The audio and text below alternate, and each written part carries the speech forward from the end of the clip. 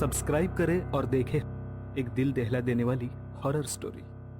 बिना घबराए bell icon press करना ना भूलें।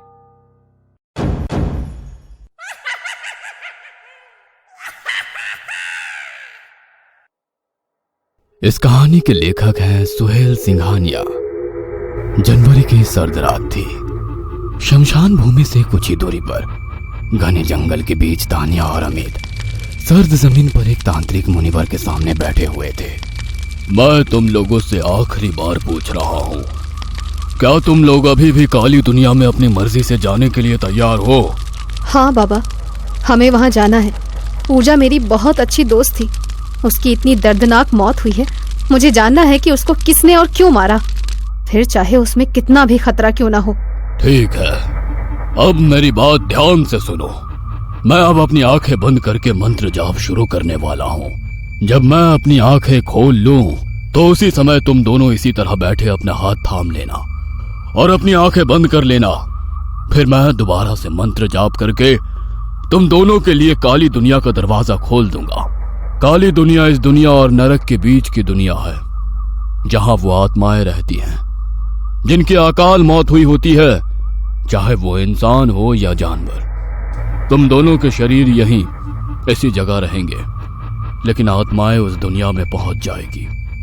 तुम वहां अपनी दोस्त पूजा की आत्मा से बात करने जा रही हो, लेकिन जरूरी नहीं कि वो तुमको आसानी से मिल जाए। तुमको वहां कई आत्माएं मिलेंगी, अच्छी, बुरी, भयानक, सभी तरह की। तुमको उन सभी से खुद को बचाना होगा। अगर उनके जरिए तुमको कोई नुकसान होगा तो चोटें यहां पर बैठे हुए तुम्हारे शरीर पर नजर आएंगी। अगर तुमको लगे कि अब तुम फंस चुके हो और वहां से भागने में ही तुम्हारी भलाई है, तो कुछ ही दूरी पर तुमको एक दरवाजा नजर आएगा। तुम दोनों उस दरवाजे के अंदर कदम रख देना, फिर तुम्हारी आत्मा तुम्हारे शरीर में वापस आ जाएगी।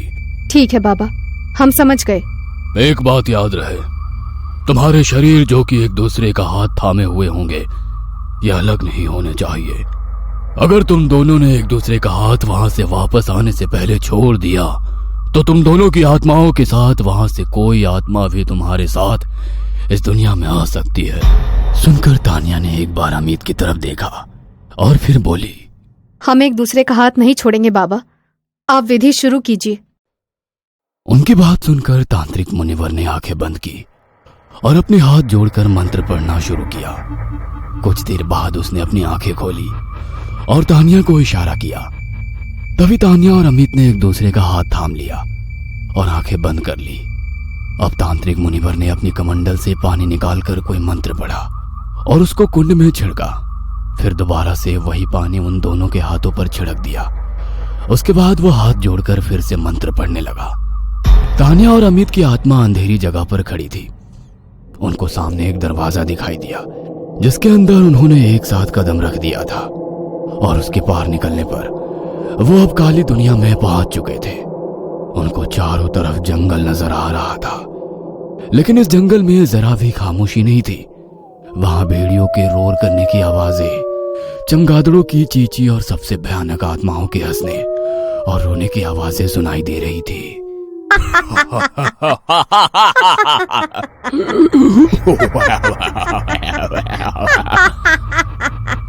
चले जाओ यहाँ से, नहीं तो यहीं फंस कर रह जाओगे। आ गए तो बेवकूफ, जिंदा होते हुए भी यहाँ आ गए। अब यहाँ से बच के नहीं जा पाएंगे। ये सुनकर दोनों को थोड़ा डर लगने लगा था। तानिया, मुझे ठीक नहीं लग रहा, क्या तुम आगे बढ़ना चाहती हो? मैं पूजा से मिले बिना नहीं जाऊंगी। तभी उनके पीछे से कोई साया गुजरा।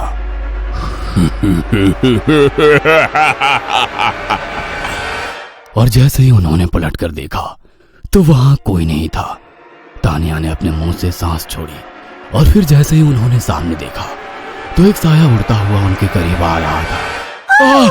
दोनों चीखते हुए नीचे झुक गए और वो साया भयानक हंसी हंसता हुआ उनके सरों के ऊपर से दूसरी तरफ उड़ गया।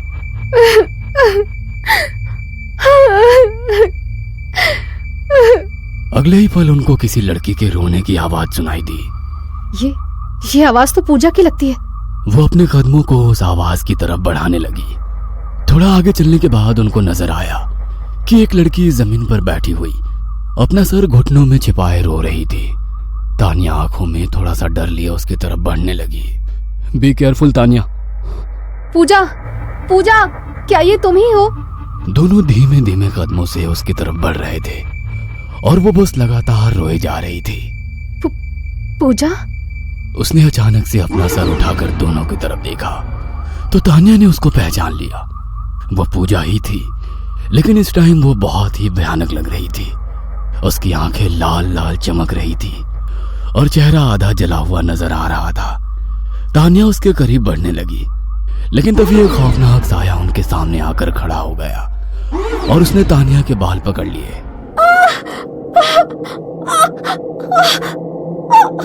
वो तानिया के बाल पकड़कर उसको तेजी से जमीन पर घसीटने लगा। अमित उसके पीछे भागने लगा, लेकिन उसकी रफ्तार बहुत तेज थी।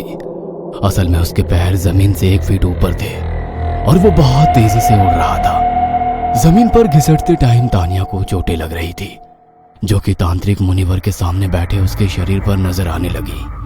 तांत्रिक मुनिवर उनको देखकर समझ गया कि तानिया मुसीबत में है। लगता है तानिया पर कोई आत्मा हमला कर रही है, लेकिन मैं इसको इस तरह नहीं उठा सकता। अगर इन दोनों का हाथ छुड़ाया तो इनकी आत्माओं के साथ कोई तीसरी बुरी आत्मा भी इस दुनिया में आ जाएगी। इन दोनों को एक साथ ही उस दरवाजे से होकर यहाँ आना होगा। तभी वहां एक शोर हुआ।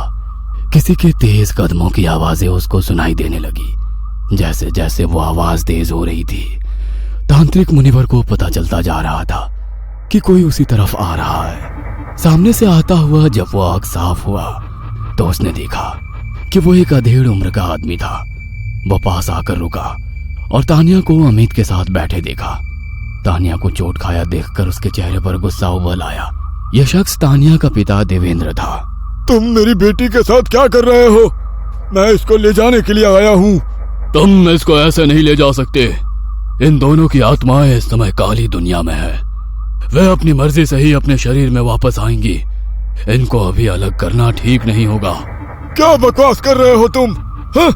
देवेंद्र ने गुस्से में आकर तानिया को पकड़कर झंझोड़ते हुए खड़ा कर लिया। उसका हाथ अमित से छूटा और उसने आंखें खोल ली। पापा, ये आपने क्या किया? तभी अमित के शरीर पर भी चोटों के निशान नजर आने लगे। काली दुनिया में उसकी आत्मा अपने आप ही घसीटती हुई उस दरवाजे की तरफ बढ़ रही थी। अमित समझ गया कि शायद तानिया ने उसका हाथ छोड़ दिया है। उस दरवाजे के अंदर से होते हुए वो अंधेरे में समा गया और अगले ही पल अमित की आत्मा उसके शरीर में आ गई। उसने आंखें खोली तो देखा कि तानिया उसके बराबर में नहीं है। बाबा, तानिया कहाँ गई? उसके पिता उसको जबरदस्ती उठा कर ले गए, इसलिए तुम्हारी आत्मा भी अपने आप यहाँ लौट आई। ये सुनकर अमित बेहद डर गया।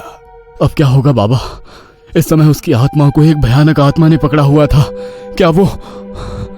कहता हुआ अमित रुक जाता है। वो आत्मा तानिया की आत्मा के साथ इस दुनिया में आ चुकी है।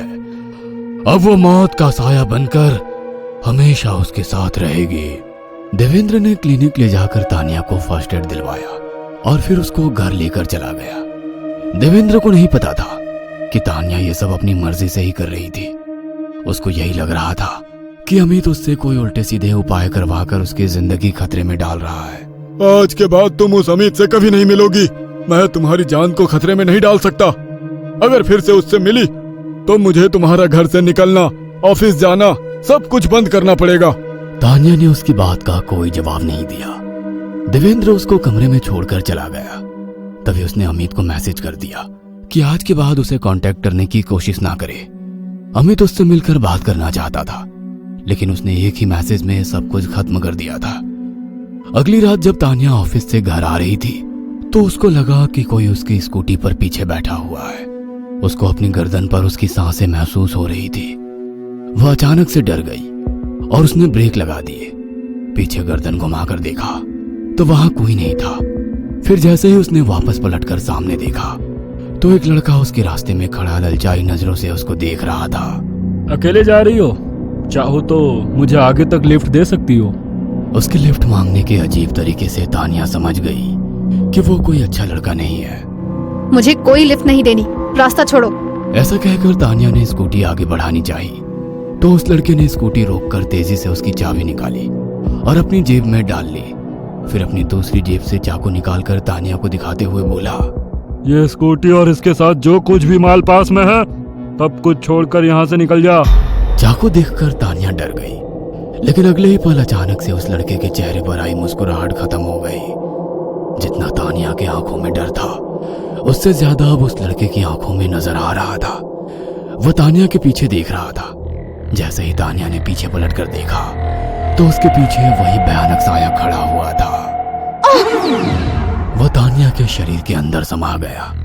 फिर उसने अगले ही पल उस लड़के के हाथ में पकड़ा चाकू छीनकर उसी चाकू से उसकी गर्दन धड़ से अलग कर दी और तुरंत ही तानिया के शरीर से निकल गया।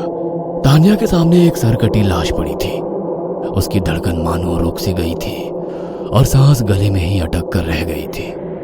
तुम सिर्फ मेरी हो तानिया, अब मैं हमेशा तुम्हारे साथ रहूंगा।